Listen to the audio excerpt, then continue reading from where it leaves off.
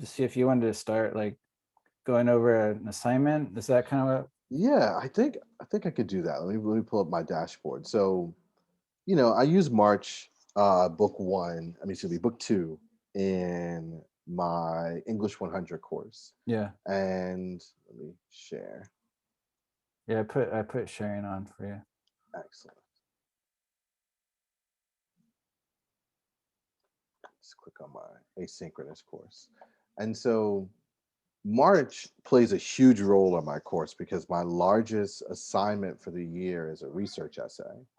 And that research essay is a choice essay. So students can either choose to write about equity in education, or they can choose to write about the role of graphic novels, whether or not graphic novels or comic books, graphic novels and or comic books have shifted since they first came out and were thought to be like, filth and not good, right?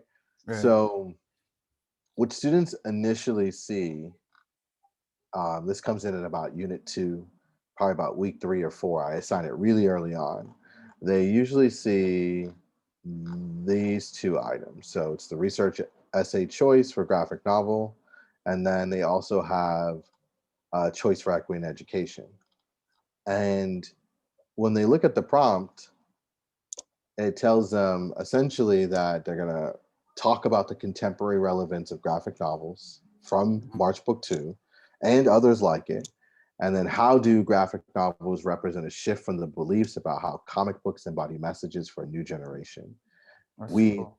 discussed the concept of social context a lot in the early weeks. Yeah. And they also have to talk about their own exploration of cultural competency. And then what I call the three selves: self image, self identity, and self discovery. And then they have to use scholarly sources to craft their thesis and a 5 to 6 page essay. Oh, And nice. so this is kind of like their objectives and everything. And before they can start, students usually have to schedule a conference with me and we talk about which essay they selected and we start working on sort of like their thesis. Hey Aaron, how's it going? Hey, Hey, Aaron, welcome. Did sorry they I'm get late. everything in? Did they get everything in okay? They did. It took longer because they had the doorway is really narrow and they had to take off like the fridge door. It was a whole thing. But we're good. We're good. I'm thinking about that YouTube video where the guys are rolling the fridge in up the driveway, and one of them tries to put it down on the dolly, and it just like spills over and Yeah. breaks. The other guy's like, "We always do it together. Why would you try to do it by yourself?" Yeah. So Mike and I were just talking about Star Trek for a bit, and then we Mhm. jumped into um, one of You my can see my lessons. mug. My wife Oh, I got me like this. it. It's I like like it. you pour it, and they transport when you put the hot liquid in. They go down to the planet. It's a thing. Oh, wow. Pretty That's cool. so dope. That's It's so awesome. dope. So I was explaining that I use March, and I think Aaron, you've seen this from my class before. My self-selected essays, where students can choose between writing about graphic novels and equity in education. And so it's a research essay. And one of the things I learned my first year at Miracosta was, at first I used to let students just like head straight to the database and search for articles. But in a pre-transfer course, on topics that students haven't usually touched on, that's a really big thing for them to do. Yeah. I brought them into the library and we gained the help of a librarian, but it still didn't seem to be like going the way I wanted it to. So in my second semester, I curated all the sources. I found all the sources from the database and even use some like that we've read in class, like Reclaiming exists in my class. Volar by Judith Ortiz is something we read. And then I gave them like 9 different sources they can choose from. And that's So, that's something you do in your 100. in my 100, yeah. Oh, that's cool. And I like that idea. So they can choose from a larger selection that you've chosen. exactly. And it made it, on my end, it made it easier Yeah. because students weren't selecting random sources, and then I had to like go in and track down this source and Yeah. like, is this actually a source? Are they quoting this right? It kind of Right. made my life a little easier because like I've read them all, so I Yeah. know exactly what they're talking Yeah, about. I've done something like that before too. I just the frustration of like, where are they getting this from? Or, and like as good of a job as the librarians do, it's just like never quite seems to connect, right? Like, Yeah, and it's a large room too, right? yeah. And so for me on my end, I went with articles. I wanted to give them some audio. So there's like the songs of the Freedom Riders where Oh, in cool. March they sing a lot, but we actually get the audio that's, something they could stream with their database access.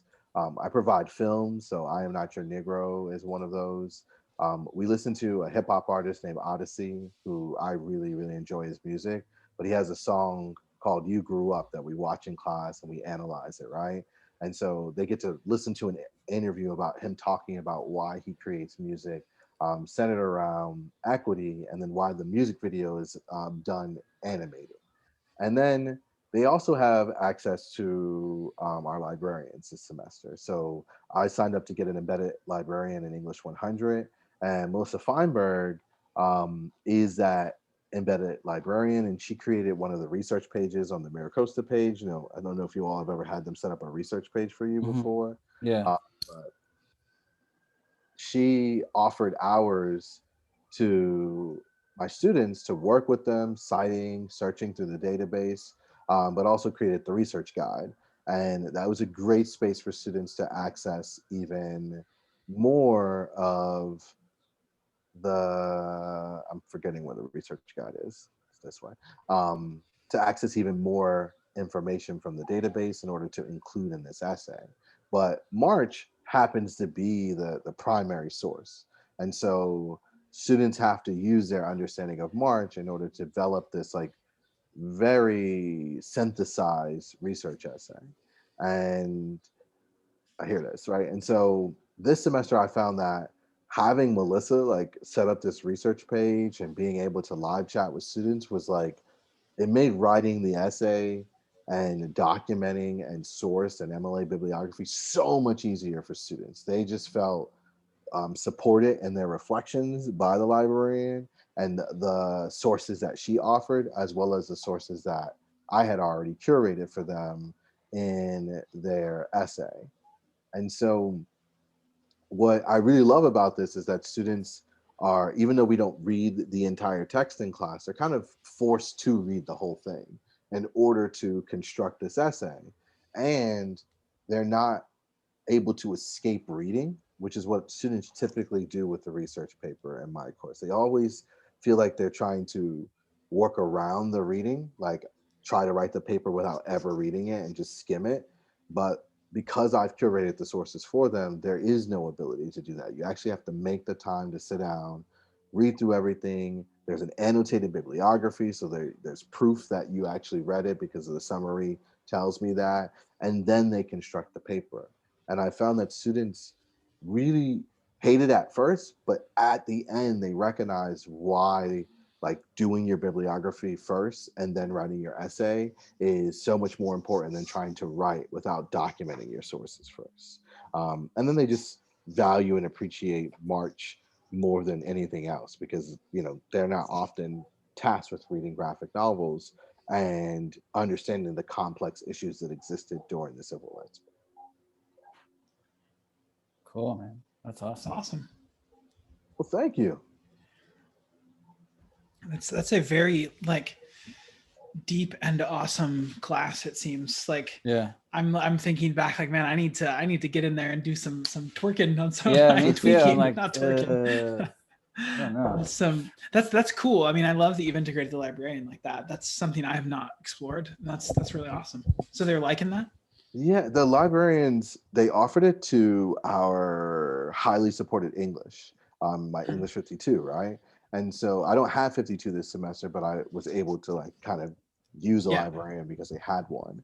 Mhm. But they'll still do research guides even if the Yeah. librarian's not Yeah, I've embedded. had them do that before. And then, students love the live chat now feature, right? Like being able to just chat with a librarian. One of my students chatted with the librarian at like 2 o'clock in the morning Yeah. doing his bibliography. He's like, yeah, she was like in Japan and she helped me and that was really cool. I was like, yeah, like, That's wild. dude, you all don't know how easy you have it, right? Like, the access and ability to the librarian has just been so phenomenal to their writing. That's awesome. Did you have something, Aaron? That Yeah. because So, I kind the of shared at the meeting. I have another little thing, but I'd rather hear from you guys today. So mine is way less developed because Yeah, I mine was too. thinking about what I wanted to do. And my 201 class is part comic, part not comic, right? So we do the Superman comic is like the very first thing. We read Villar, that which I got from Javi, amazing little story that like just we basically do like a little capsule of what literary analysis is in like 1-2 paragraph thing. And then we move right into this comic. So it's a nice way of kind of like starting the class with already questioning what a hero looks like, kind of, and starting that conversation. And then we get this very, very, very traditional hero of Superman. So what I'm trying to do is both get them to kind of think about the, like what a hero is and why heroes are important to culture and how like culture kind of creates a hero, right? That's where we ultimately end up. So to begin that, we look at this like all-American white classic, very normie hero. But along the way, I'm always trying to find ways where I can kind of like problematize that or broaden that image out and make it not just like this kind of very bland vanilla person. Like I make the joke in class, this is the most vanilla hero, but let's look at like this universalizing symbol and what it kind of stands for, right? So let me just kind of It's funny share real quick. Go ahead. Just because what you said really sparked the thought was they're working on developing a new Superman movie, but Ta-Nehisi Coates is writing the screenplay. Really? Yeah, I didn't know that.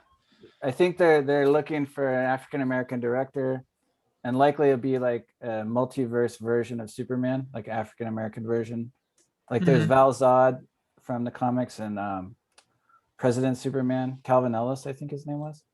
So it's going to be a very different take, which would be interesting if you're still working with this, by the time that comes out. I think I'm always going to keep this in. I mean, this is a really cool comic. I love that comic. We can mess around with and really you could do the standard read. You can add the cool layers to it. So what one of the parts that I think is really awesome that I'm not focusing on necessarily today, but one I wanted to show is this very universal moment where he sees through the wall accidentally for the first time. He realizes he can hear them talking as well. And then the scissors break when they're cutting his hair. And he's like freaked out, and like they imply that he's like, that's never happened anymore, that's never happened before. So then he like races the train and he beats it. And then he gets home and his parents are like, yep, I'm going to go handle it. And then he says he's scared. So we get this passage here that I ended up sharing with like a friend of mine that had a baby. I was like, this is something you need to see because it's this amazing like idea about like the love of a parent and loving them throughout anything. So they end out with like, they think of him as like the normal boy, but they know that he's not. And it ends with this idea that like, all I could promise him was that I would love him always. Like we'll always love him no matter what he goes through. And that was something that we talk about that with like in connection to sexuality, gender, even like going through like an idea about your racial status, like where do I fit? How do I belong? What community am I a part of? I don't fit into this place here in this small town. So you can kind of like broaden this symbol out really big. Which I really like. And to do that, one of the things that we focus on extensively is this panel. Let me zoom out. So this panel is, I discovered this semester an allusion to Norman Rockwell's painting Freedom from Want. And so we start with this, and it's just like the Kent family, right, doing their thing. And as I started digging deeper, I realized, so like, here's the Freedom from Want, the Rockwell painting, right? And you can see it's very similar in its makeup. We have a woman putting down a big roast, right, with everyone around. When they published that painting in the Saturday Evening Post, a Filipino poet named Carlos Bulosan wrote the accompanying essay. And in the essay, he like both upholds like this is what it means to be an American and why I came to America. And this is how you're treating me. And this is how you're treating all of us. And like, we don't have that image of America that we can have. And it's like this really cool, like takedown, but also upholding of kind of the core values. It reminds me a lot, actually, I don't know if Michael, if you finished it, but kind of the Falcon's bit in that movie, that show where he's talking about like, I can love America and also be like critical of it, right? So we spend some time kind of like going through, we look at the essay. He has these like really great stuff where he's like, we are scientists here. He's like, we are factory hands, field hands, mill hands, searching, building, and molding structures. We are doctors, scientists, chemists, discovering and eliminating diseases. We are soldiers. We are the living dream of dead men. We are the living spirit of free men. And then he starts to like get that a little bit questioned. So he's like, we are bleeding where clubs are smashing heads, where bayonets are gleaming. We are fighting where the bullet is crashing upon armorless citizens, where the tear gas is choking unprotected children, under the lynch trees, amidst hysterical mobs, where the prisoner is beaten to confess a crime he did not commit, where the honest man is hanged because he told the truth. So like he's at one point being like, this is this beautiful image of America, and we are also this same other place over here that's doing this terrible, awful thing, right? Yeah. And it allows us to kind of like think about what a hero actually is, and if the hero image, which is so built around like specifically in this comic and with Superman, built around World War II and the values that like literally this comes out of FDR's speech. His State of the Union address, that was like one of his most famous ones, right? I want to say right before Pearl Harbor. It was like the year of Pearl Harbor that he gave the speech. And we were thinking about entering the war. And it's this whole call to like, we are this great nation. And he's literally like myth making the nation. And that coincides kind of with like the advent of Superman shortly before and like what Superman represents about America. And then we can kind of flip it on its head with this complicating essay, right? And so I'm wanting them at one time to kind of like, let's analyze and think how awesome this comic is, and we do that in class, but we also can kind of add that critical layer to it and constantly like unpack and pick at these things that maybe we just kind of accept as the norm, you know? Yeah, because as much as I love that comic, it doesn't really do that, right? It's kind of presenting the small town idol and like kind of like nostalgic lens of the Rockwell era, and like if it feels really like artistically it's beautiful and the writing's really strong, but I think there's that kind of unquestioning like nostalgia that's at play a lot in it. So throughout the class, we're just basically going at every turn how we can tear apart the idea of a hero, and in some ways like rebuild what we think really is heroic, strip away the nationalism and get to the core value, strip away the bad stuff that we need to like leave behind almost, or that we need to move beyond, and add in layers that we think that we value from our readings that we found throughout the class. Like, what are the things that actually make someone heroic?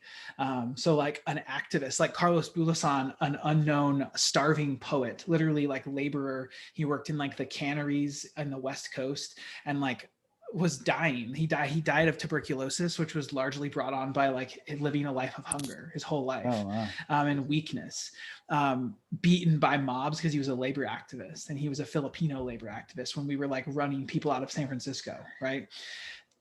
And for him to like write this, that's heroic, right? Like that's a type of thing to publish that next to America's painter. So I think we're just kind of like all the whole time, like, this is the great symbol. What is it built upon? And what do we really think matters about that symbol? Yeah, that's awesome, man.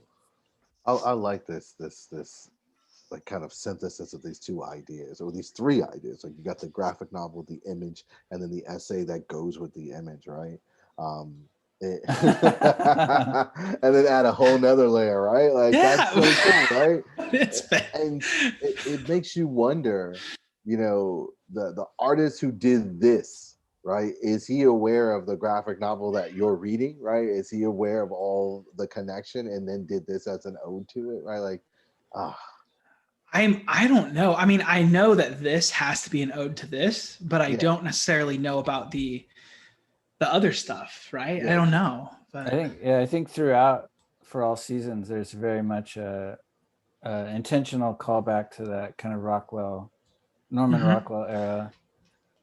on the dedication, he dedicates it for Norman Rockwell and his love of a vision of America that resonates through its limitations. Oh, that's cool.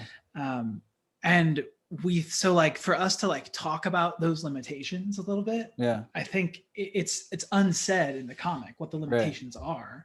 But what Bulasan does is presents an America that like I want, an America that many of us want, and an America that like I think if we could like stop the co-opting of patriotism by radical right-wing people, because like what really is the core of a nation, one is a legacy of white supremacy, a legacy of like class violence, but the basic values are still good values, right? In some ways that like the nation is like founded on, at least it's myth.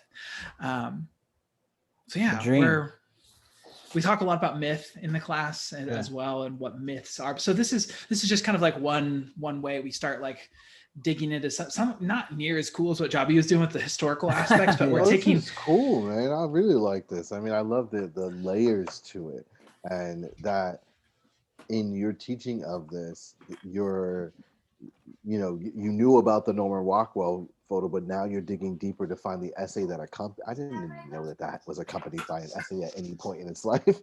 And they're all like pretty normie essays, except for that one.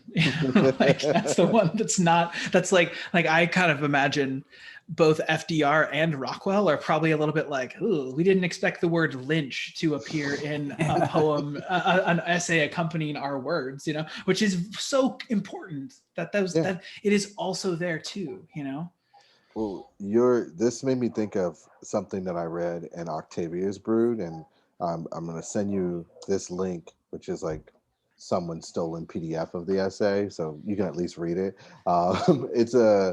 It's David F. Walker's Token Superhero, where he establishes this character who is like the token black superhero, and then he like follows his superhero life from beginning to end and kind of name some of the issues that exist socially.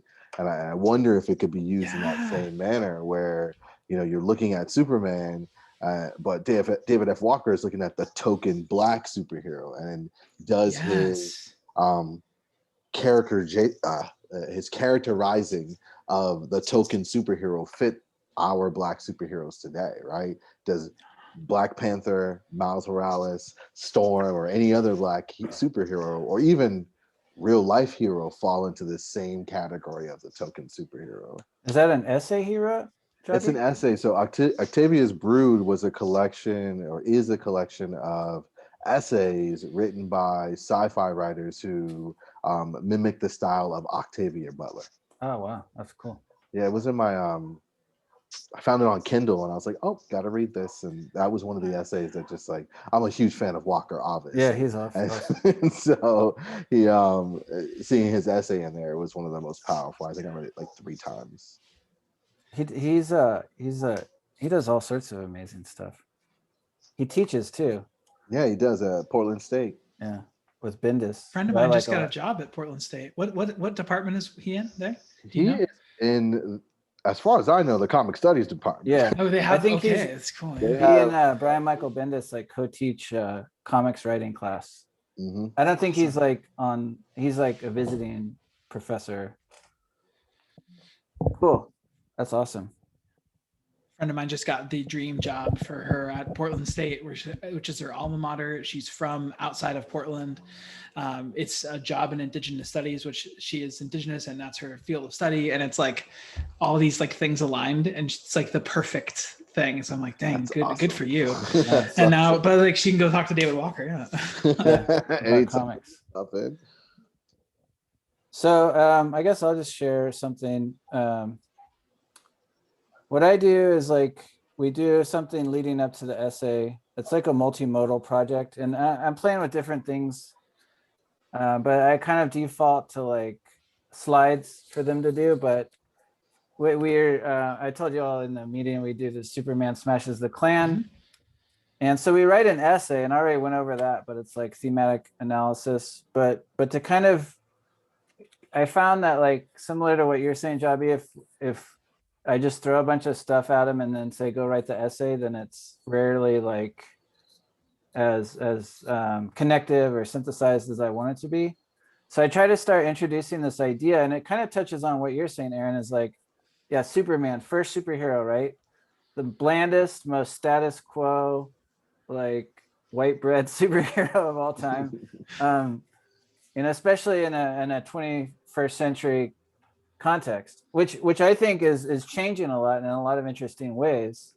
And Gene Luen Yang is someone who's at the like kind of forefront of that. I think he had developed his a Chinese Superman, and it was a series he did for DC called New Superman. But it was kind of this idea of a kind of a Peter Parker idea of like an unwitting superhero who's kind of thrust into this responsibility, and he's kind of a jerk, but the responsibility, like, you know, he rises to the occasion.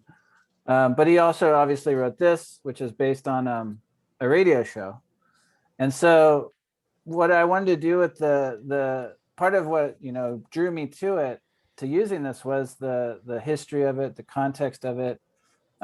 There's an amazing essay in the back by Yang where I don't have it all in PDF, but he traces like the historical context of it all, but also his own personal history. So it has like pictures of him as a kid, and it's like it's really cool weaving together of the politics of you know, the radio show and how it had a big impact in kind of delegitimizing the Klan and the popularity of it.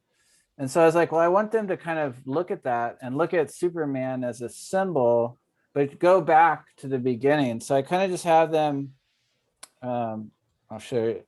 This is kind of like a short version of the prompt where it's like researching the history. But I, again, with, as Jabi said, I kind of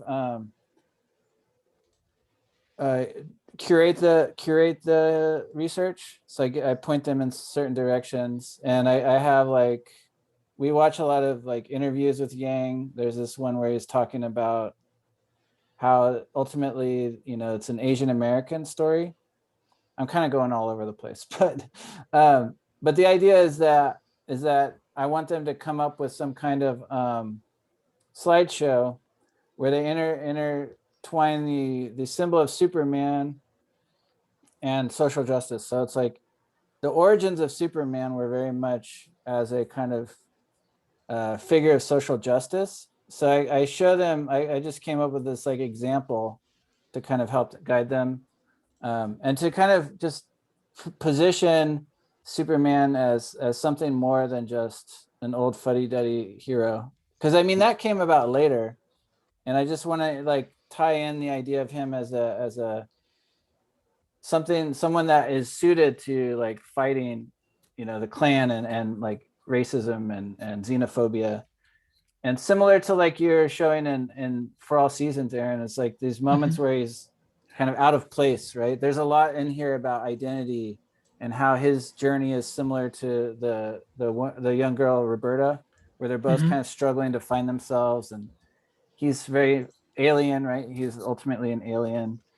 So I mean, there are a lot of like complexities to it, right? Because he does pass as a white male, so that we talk about that kind of thing. And but just kind of to contextualize it, we go through some of his history, and like I just kind of show him some of these images and how in the you know, early creation he was like trumpeted as the champion of the oppressed, and there's all these images like and text. Like the golem. I think I know that I saw one time an interview talked about him as like a stand-in for the golem in the Jewish community. Like he's like this fighter that can protect the people. That's like larger than life and impenetrable, you know, can't be stopped. Yeah, so just kind of to guide them through, and then they can go do their own, and to kind of um, like there's a lot of interviews with Jerry Siegel and Joe Shuster talking about, Mhm. as a symbol to kind of fight back against what was happening in Nazi Germany. And we talk a lot about like the power of story too, and how symbols and power, like storytelling and something like a comic book can be very like life-changing for people, even though we kind of in our media saturated age, we're so like, a comic book, I don't know, it's just a comic, right? but so it kind of ties into that, and then just like kind of tracing some of the uses of Superman as a symbol of fighting for equity and equality, although we do touch on like, well, most of these people are Yeah. I are was white, about to right? say that. Most of the people in the photo are white, Yeah, though. it's like, so we have to this is something that we talk about in our synchronous meeting, so I'm like, qualifying it and poking at it too, which is as important. And just that idea of what does all American mean, so we touch on that. But then this was also about refugees, but again, it's all white people, so it's kind of funny. But just to kind of problematize the idea of Superman as just you know I guess like fuddy-duddy, but to kind of set up the reading of this as more of a complex and rich experience, and then talking about how the origin of it is on the radio. And I didn't realize how much of an impact this had, but according to interviews in the back matter of the graphic novel, like people were very tuned into it, and it kind of like had a lot to do with kind of undermining the Ku Klux Klan in the popular consciousness, right? Because he mentions like what's it called, Birth of a Nation, right? The silent movie, which was like a huge deal, and really kind of, It spurred the Klan on. yeah, it Yeah. really legitimized them, and it was shown at the White House, and they became kind of these heroic figures to a lot of people, and really had a lasting impact. And like talk, I've seen a few documentaries that talk about like the 13th Ava DuVernay did, where it talks about how that portrayal really kind of was legitimizing for them for so many years. But apparently, according to Yang, this really undercut that in interesting ways. So, and then they go out and kind of compile their own, and that helps lead into the writing of the essay. So they interact with some of the sources that I give them, interviews with Yang, the back matter from the comic, just other bits and bobs that we go through. So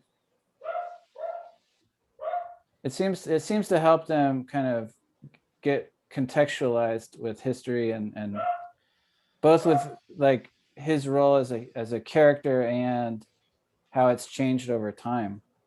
Because I always think of like, I don't know if you guys read The Dark Knight Returns by Frank Miller. Yeah. But in that, he's like the Reagan stooge, right? And he's like, Batman's the cool like outlaw, and Superman's like, yes sir. I mean, ultimately he supports Batman and like doesn't tell anyone that he's not actually dead. But I think that's been a lasting impression. And then they try to like rough him up and make him kind of in his Snyder movies, where he's like kind of angsty and darker, I guess.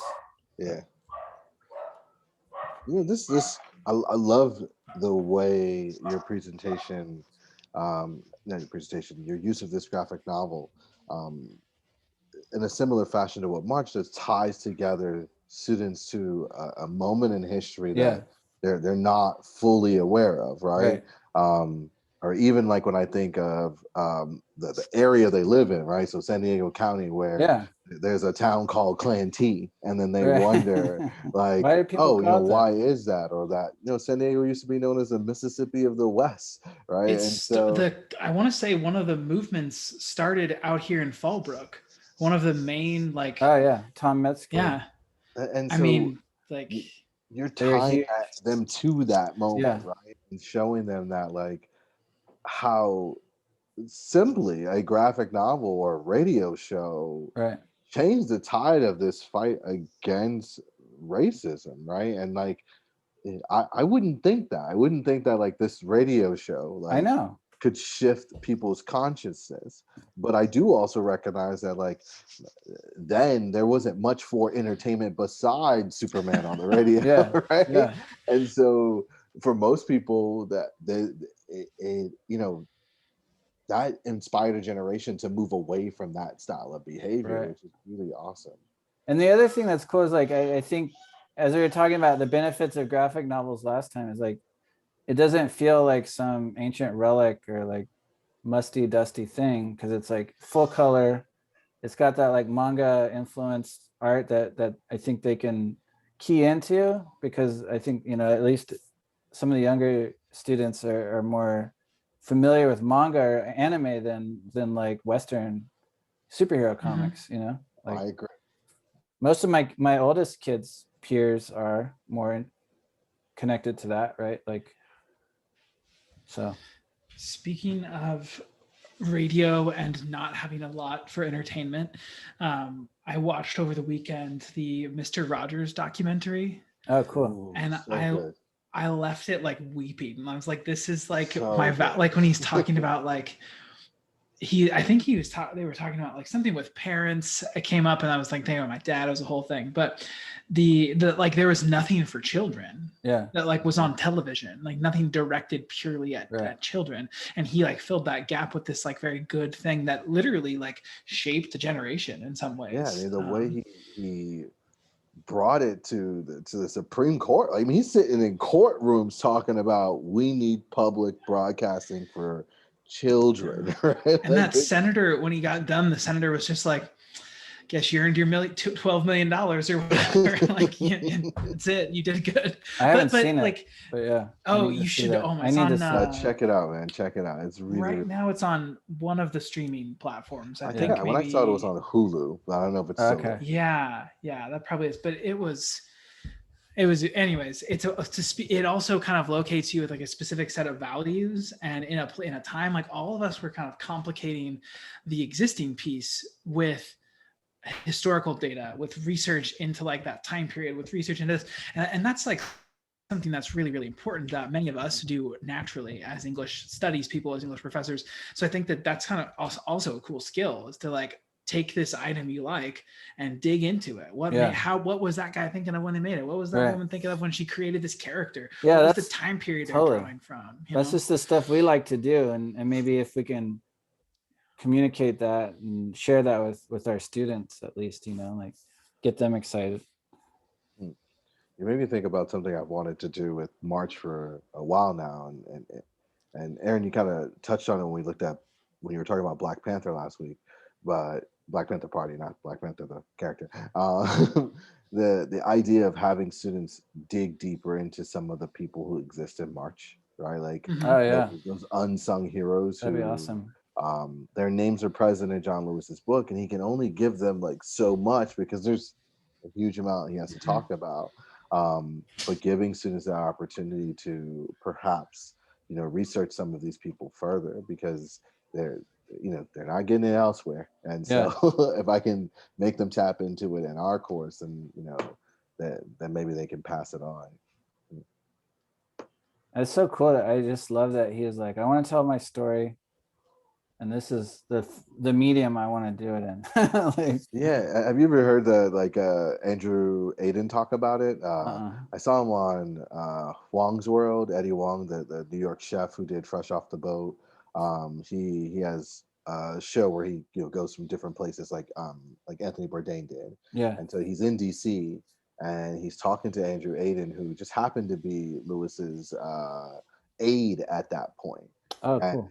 He was, during lunch, he'd always read comic books, and John Lewis was like, why are you reading like these every lunch? He's like, oh, you should see it, John, like these are, they tell stories, Captain America's fighting Hitler and Superman's doing the same thing. And Lewis was like, you think I could do this with civil rights, like tell my story that way? And he was like, yeah, let's do it. And so then they get together. That's awesome. The best superhero right there. Oh man, I mean, when he's at Comic-Con dressed as himself, right? Like with Yeah. that group of kids Yeah, walking through the that's so con, rad. I was That's like, so oh, cool, man. I was 1 year off. I could have been there, right? So cool. Well, this is good. Yeah. Yes, really awesome. Sorry I was late and missed it. Where's Megan and Jason? They're not able to make it today? Megan has some Yeah, doctor appointments, and then Okay. Jason, he said Stuck he in a had a meeting. meeting. Yeah. Yeah. Okay. So we're gonna try to wrap it up next week. Yeah, I mean, next week it says we're supposed to gather one final time for more open discussion and reflection about your experience in this project. So I guess we're reflecting. We should get that lens or the pillar. What is it? The principle. principle. Yeah, there we go. We should probably do that next time in some way. Yeah. Yeah, let's see if we can like look at the principles and shape some of our own bullets of how this conversation Yeah. allowed us to dig deeper. Because I've got to read Superman Smashes the Klan and It's Superman good. Lost Seasons. I mean, I got it on the desk. I got to get them both and just have a. I always never I mean he was the first superhero, for me as a kid. Obviously, like for a lot of kids, it's like, oh, Superman. But then like I was a huge comic geek all my whole life, really. But I was more like like weird, like outlier characters, or like I love Firestorm and just odd characters. Like I was always down with Spider-Man because he was kind of younger, but then like as I get older, I'm like drawn back to Superman. It's just like this ideal, like you're saying, Aaron, it's like this ideal that Yeah. is like inspiring to be something we all fall short of, but like he has all this power and he chooses to do the best thing he can, right? Mhm. And it's coming more relevant again. Like I said, there's that Ta-Nehisi Coates helm script. There's Man, that show with Superman and Lois, which is kind of a clunky CW show, but it's actually like pretty well done overall. So I'm kind of like stoked when it's like Superman centric. Mhm. And you get these cool people like Jin Yang, who's writing from the Chinese American perspective, and like he's got this affinity with Superman that he talks about, and like it's kind of cool. All right, folks. Nerd stuff. All right. Well, I'll Yeah. see you all same time, same day. I mean, I can do same. next Thursday, same time. Would work for Yeah. me. Yeah. All right, Yeah. cool. All right, y'all. Thanks. All right. All right. See you ya. soon. Bye.